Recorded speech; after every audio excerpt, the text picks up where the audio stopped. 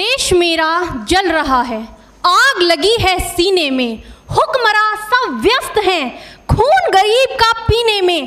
तो राम मंदिर या बाबरी का पक्ष नहीं मैं लाई हूं, घायल भारत चीख रहा है, चीख सुनाने दर्द हद से तब गुजरने लगता है जब मेरी आंखों के सामने ताज, पुलवामा, छत्तीसगढ़ में शहीद हुए जवानों के शत विशत अधजले शरीर के टुकड़े, रेत के टीलों से ऊपर जाती लाशों के ढेर और कश्मीर की खून से सनी लाल रंग की सड़कों के दृश्य सामने आते हैं। उस पर मेरे प्रतिपक्षी महोदय का कहना ये कि मानवाधिकारों की अनुपालना करते हुए देश से उग्रवाद और आतंकवाद को समाप्त किया जा सकता है। महोदय, अब तो हमारा तिरंगा झंडा भी हमसे ये पूछने लगा है कि क्या बात है भारत, आजकल फहराने से ज्यादा मैं कफन में दफनाने के क्यों काम आ रहा हूं। महोदय, हृदय तो उस दिन फट गया जब बूढ़ी मां अपने बेटे के चिथड़ों को देखकर बोली कि साहब आप तो भर्ती में 1 इंच भी कम नहीं लेते, मैं आधा शरीर कैसे ले लूं। महोदय, विधवा की वेदना चीख चीख कर ये कहती है कि प्यार भी भरपूर गया, मांग का सिंदूर गया, नन्हे नौनिहालों की लंगोटियां चली गई, छोटी छोटी बेटियों की चोटियां चली गई और आपके लिए तो एक आदमी मरा है साहब, मेरे घर की तो रोटियां ही चली गई। महोदय है क्योंकि महोदय फूल को श्रृंगार दो ये मुमकिन नहीं और एक वीर को झनकार दो ये मुमकिन नहीं, जो हाथ बांध दे सेना के ऐसे मानवाधिकार का पालन संभव नहीं। महोदय, आज सत्यनिष्ठा के मार्ग पर चलते हुए भी हमारे देश का जवान इन आतंकवादियों, इन पत्थरबाजों से डरता है क्योंकि वो जानता है कि उसकी राइफल से निकलने वाली गोली अगर टारगेट को हिट नहीं भी करेगी तो भी 400 मीटर तक जाएगी और यदि इस बीच वो किसी निर्दोष को लग गई तो महोदय हमें अपनी नौकरी से हाथ तक धोना पड़ सकता है।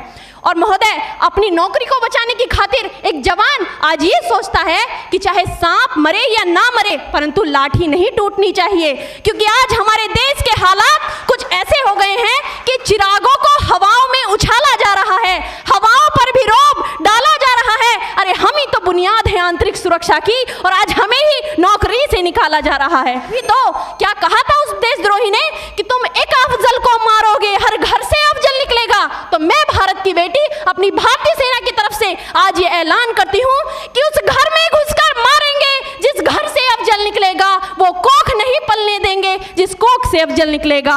उठो देश के वीर जवानों, तुम सिंह बनकर दहाड़ दो और एक तिरंगा झंडा उस कन्हैया के सीने में गाड़ दो। महोदय, अंत में अपनी वाणी को विराम की ओर ले जाते हुए मैं सिर्फ इतना ही कहना चाहूंगी कि नाम की दुहाइयां देने वालों, सीमा पर लड़ा नहीं जाता चरखों से शोलों के आगे, रामायण पढ़ी नहीं जाती सीमा पर गोलों के आगे। धरती के घोर कुहासे को एक सूरज ही हर सकता है क्योंकि एटम बम से रक्षा केवल एटम बम ही कर सकता है। जय हिंद, जय भारत। नहीं, वह खून कहो किस मतलब का आ सके देश के काम नहीं, वह खून कहो किस मतलब का जिसमें जीवन न रवानी है, जो परवश होकर बहता है वह खून नहीं है पानी है। उस दिन लोगों ने सही सही खून की कीमत पहचानी थी जिस दिन सुभाष ने बर्मा में मांगी उनसे कुर्बानी थी। बोले स्वतंत्रता की खातिर बलिदान तुम्हें करना होगा, तुम बहुत जी चुके जग में लेकिन आगे तुम्हें मरना होगा। आजादी के चरणों में जो जयमाल चढ़ाई जाएगी वह सुनो तुम्हारे शीशों के फूलों से गूंथी जाएगी। आजादी का संग्राम कहीं पैसों पर खेला जाता है, यह शीश कटाने का सौदा नंगे सर झेला जाता है। अजानू बाहू ऊंची करके वे बोले रक्त तुम मुझे देना, बदले में भारत की आजादी तुम मुझसे लेना। हो गई सभा में उथल पुथल, सीने में दिल न समाते थे, स्वर इंकलाब के नारे कोसों तक छाए जाते थे। हम देंगे देंगे रक्त बस यही शब्द सुनाई देते थे, रण में जाने को युवक खड़े तैयार दिखाई देते थे। बोले सुभाष वह आगे आए जिसके तन में भारतीय खून बहता हो, वह आगे आए जो खुद को हिंदुस्तानी कहता हो, वह आगे आए जो इस खूनी हस्ताक्षर करता हो, मैं कफन बढ़ाता हूं वह आगे आए जो इसे हंस कर लेता है। सारी जनता हुंकार उठी, हम आते हैं हम आते हैं, माता के चरणों में हम अपना रक्त चढ़ाते हैं।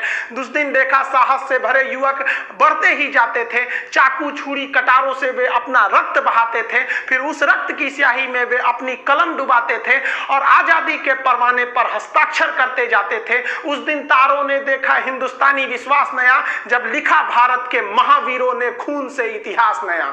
आप सभी देशवासियों को स्वतंत्रता दिवस की हार्दिक शुभकामनाएं।